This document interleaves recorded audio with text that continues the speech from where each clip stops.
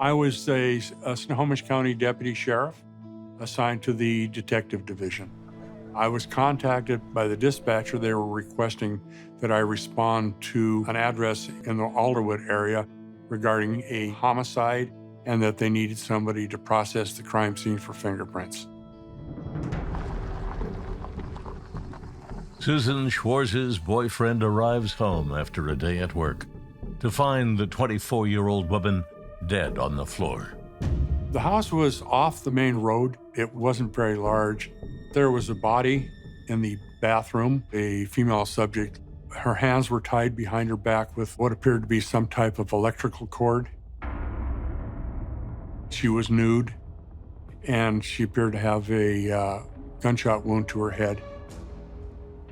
There was a pillow next to her head that had blood on it and a bullet hole shot through it. And there was blood on the floor and all over her face. She had a black bra wrapped around her face like a gag. There were .22 caliber shell casings that were laying on the floor there. It appeared that she'd been shot in the head execution style after she'd been tied up. So it was a horrific crime. Maybe she had interrupted a burglar. It didn't make any sense because most burglars run when they're confronted by somebody. As police process the house, the carpet seems to offer up some possible clues. This was plush carpeting, and you could see that there were distinctive prints of two different sizes, a smaller one and a larger one. She was barefooted, so there was no barefoot prints that were on the carpet. We had two different suspects that we were looking at. As police scour Susan's home, something feels off, way off.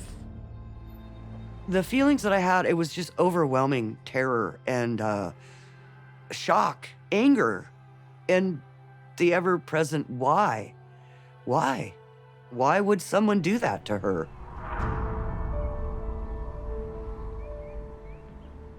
The cause of death was multiple gunshot wounds to her head.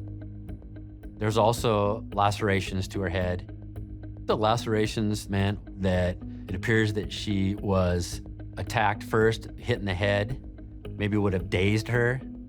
That would have led the person to be able to take control and then tie her up. Even though she was naked, there was no signs of a sexual assault. Police shift their focus and question Karen Smith, Susan's best friend, who recently separated from her abusive husband, Gregory Johnson. The police asked me if I knew anybody that might have something against Sue.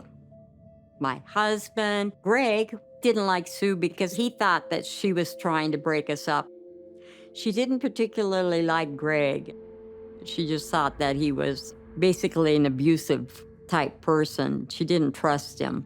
Eventually, he started feeling it. The detective did go and talk to Gregory Johnson. He was cooperative. They asked him where he was on the day of the murder, and he said he was fishing. Detectives tracked down the people he was fishing with.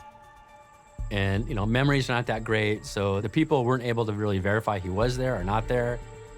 I think he remained a person of interest, but then there's really nothing else to indicate that Greg was involved. For months, detectives search for Susan's killer, but without a motive or any suspects, the case stalls.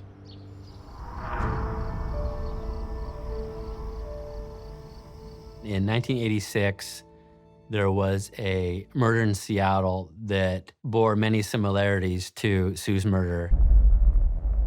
The victim was Molly McClure, and she was lying on her stomach. She had her hands tied behind her back with an electrical cord.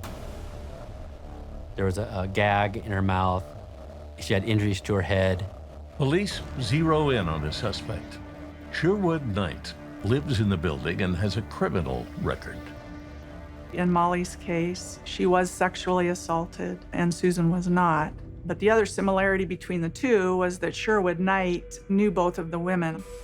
Knight turns out to be the half-brother of Gregory Johnson, the estranged, abusive husband of Susan's best friend, Karen. Snohomish detectives track down Gregory Johnson and find him in prison, doing time for robbery. It was not the first time he had been behind bars. And Johnson has a story to tell that he says took place on the day of Susan Schwartz's murder.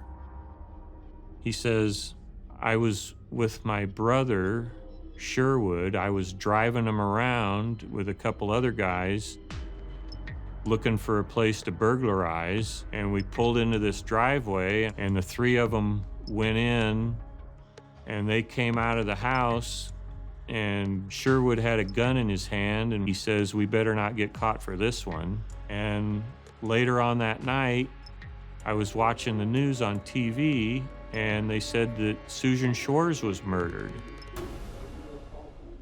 Since detectives can't connect him to Susan's murder, her case now goes colder than a winter ice storm in Washington state. Detectives refuse to give up on finding Susan's killer. In 2009, they try an innovative tactic, hoping to jumpstart the case. Our detective in Florida had put out a deck of cold case playing cards and put them into the prisons, and they'd solved more than a half a dozen cases. On the back, it says that Crime Stoppers will pay you a reward if you call in a tip. We put Susan Schwartz on the Queen of Hearts. In 2011, Sherwood Knight was thinking about his own situation. He had been playing cards with the other inmates with these cold case cards, and he noticed the picture of Susan. Sherwood Knight, who was serving a life sentence, said that he had information about who killed Sue Shores. He told us that on the day that Susan Schwartz was murdered, he was down fishing on the pier, and Greg Johnson, his half-brother, drove up. Greg had told him that, hey, if the police come asking about me, tell them that I was fishing with you on this day. Sherwood said that he asked him why, and Greg responded, because I killed Sue. Sherwood said he was pretty shocked, and he could see in the car that there was a girl sitting in the front seat. If Greg had just killed Susan, maybe this girl was with him and might know something. She confirmed that when she was 17, that she was in a relationship with Greg. After the interview, we explained to her and said, hey, listen, in the crime scene, there were some smaller footprints. So we'd like to get a DNA sample just to rule you out. When I asked her about the DNA, I could see her behavior change. I was there. And then she says it again. I was there. The witness, M.M., begins to describe what happened on that terrible day. The girlfriend ends up watching Greg put a pillow over Susan's head, putting the gun up to the side of her head and pulling the trigger. At that point, he looks up and he sees his girlfriend is in the house and witnessing what he just did. And he shoots Susan 2 more times and then tells his girlfriend that that's what happens to people that mess with me. Don't you ever tell anybody what you saw, or I will kill you and I will kill your mother.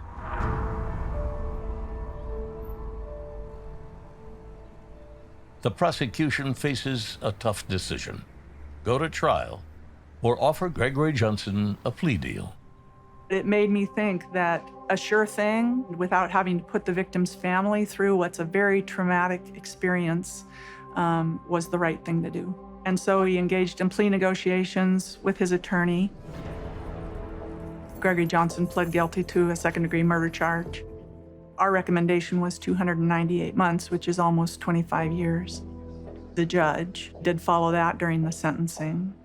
During the sentencing, he blamed Susan for what he called meddling in his relationship, when really she was just being a compassionate friend. He showed no remorse for having killed her. I never imagined that Greg was capable of murder. that used to make me feel guilty that I'd ever introduced him to Sue. Now it just makes me mad.